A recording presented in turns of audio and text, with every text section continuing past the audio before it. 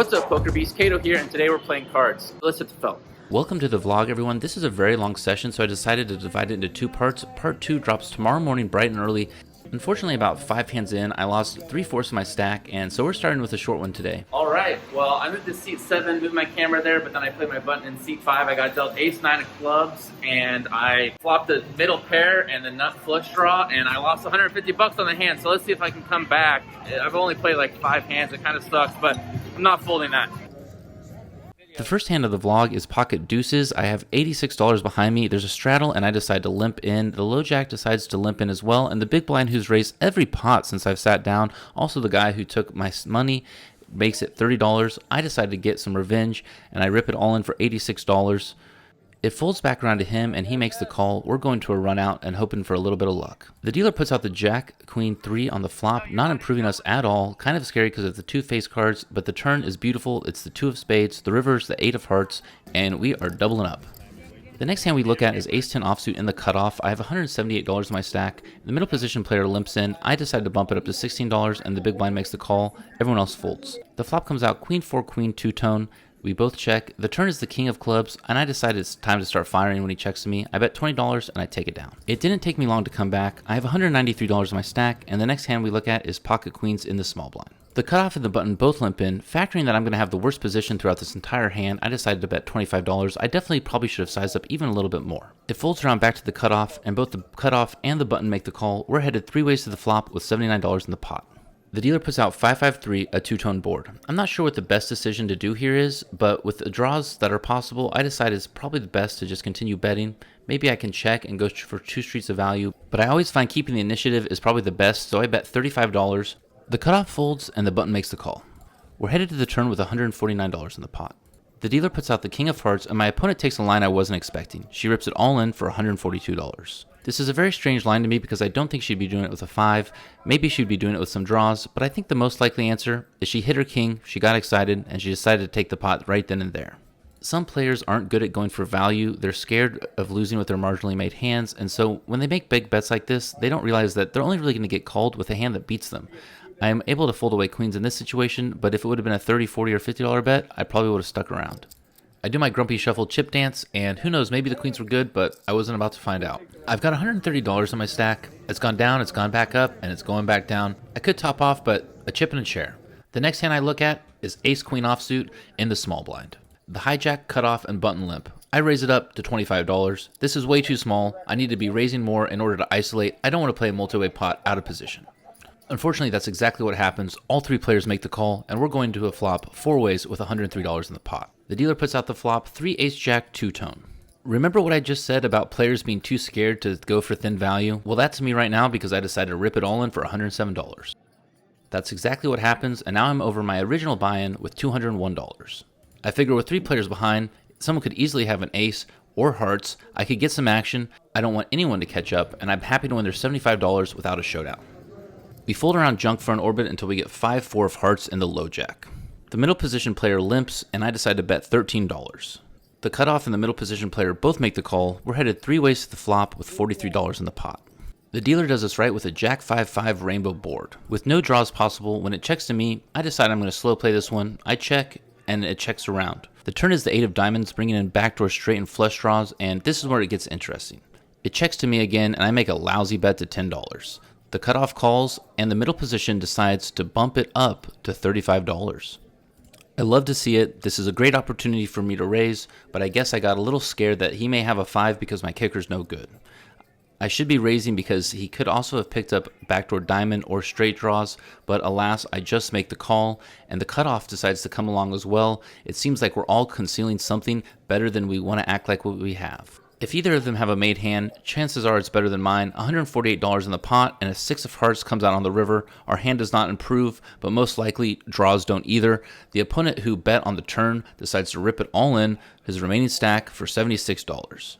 I, of course, make the call, and the player in the cutoff goes all in as well. I'm afraid I might not have the best hand, but the original bettor says he misses, and I flip up my trips, and the player in the cutoff flips over pocket aces. Yes, we have cracked them. He played them way too slow, and it cost him the pot. We're starting to spread our wings and fly this session. $358, up from a low of $71. We fold away a few more hands until we look down at the beautiful Jack 10 of clubs. We're on the button, only the hijack limped. I'm going to bet $15. The big blind and the hijack both make the call. We're headed to the flop with $46 in the pot 3 ways, and I have ultimate position.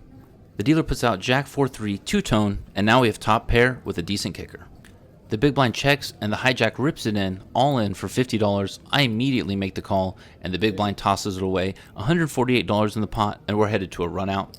The turn is the queen of diamonds, and the river is the 6 of clubs. My opponent says he has pocket 10s, so I show him my jack, and I'm scooping another pot. Our $71 yurt chip stack is now a $460 skyscraper. I gotta position my chips in weird ways because I have to get that camera angle. The next hand of note that we look at is 10-2 of clubs in the big blind, the old Doyle Brunson. The middle position, low jack and button all call. I make the check. We're heading to the flop 4 ways with $13 in the pot, and the flop is the queen, 8, ace, 2 clubs. I check, at least I've picked up a flush draw. It checks to the low jack, who bets $12. The cutoff calls, I call, and the middle position player calls. We're headed to the turn 4 ways with $61 in the pot. The dealer gives me what I want, the 3 of clubs. I check to conceal my hand. I want to put in a re-raise when someone bets, but it checks around. We're going to the river, which is the 8 of diamonds. When it checks to me, I decide to bet a 2/3 pot size bet. Surely someone will call me, and the middle position player does. The low jack folds away, and the button raises to $115.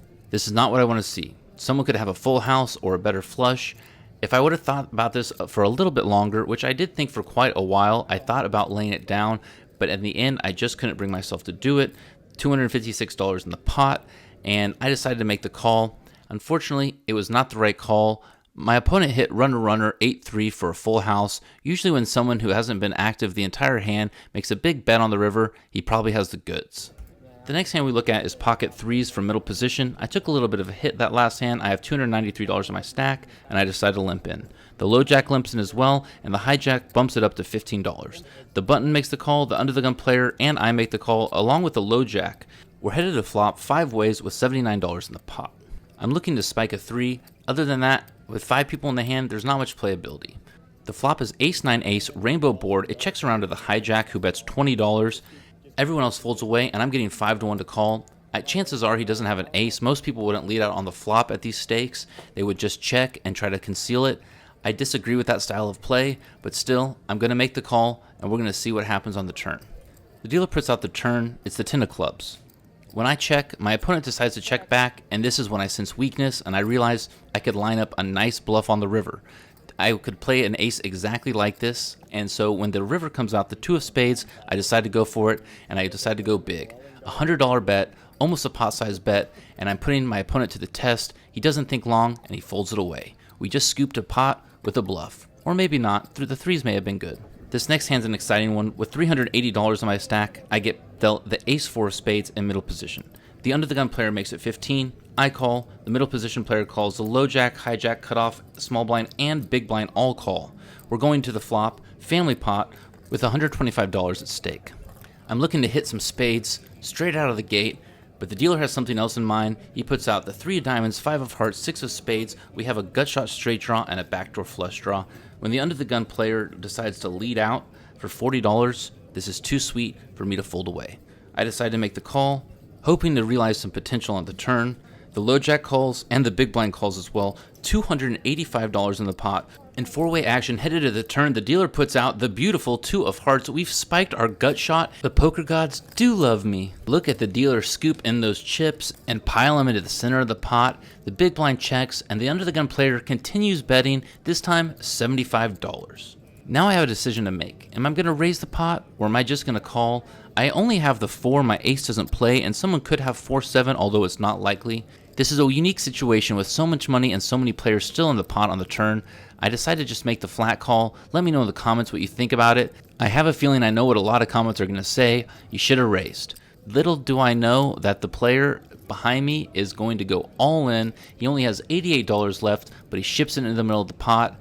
And the player that checked in the big blind also makes the call. What is going on? Why don't people raise in this game, including me? The under the gun and I make the call, and we're going to a river. It's the worst card in the deck, the 6 of hearts. The flush gets there. Full houses are possible, and this slows us all down. The big blind checks. The under the gun player decides to check as well. I check, and we flip him up to see who wins.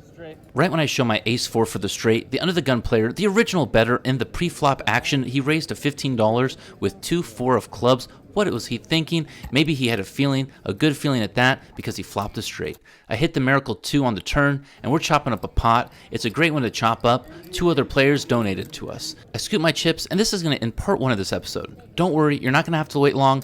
Part 2 is going to be posted first thing tomorrow morning. We're up $427 in part 1, and I promise you, part 2 is even better. Leave a comment, leave a like, turn on the notification bell. Thank you so much for your support. I really appreciate it. I'll see you in a few days. PokerBEASTs out.